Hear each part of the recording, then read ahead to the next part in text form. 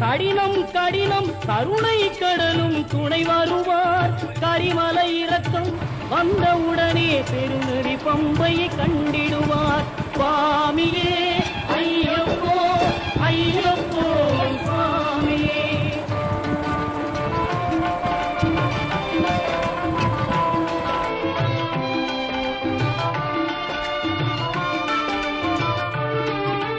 கங்கை நதி போல் புண்ணிய நதியாம் பம்பையில் நீராடி சங்கரன் மகனை கும்பிடுவார். சஞ்சலம் இன்றி ஏறிடுவார்.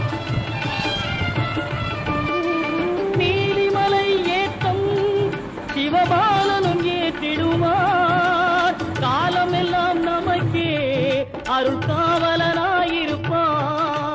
தேகபலம் தா பாதபலம் தா தேகபலம் தா பாதபலம் தா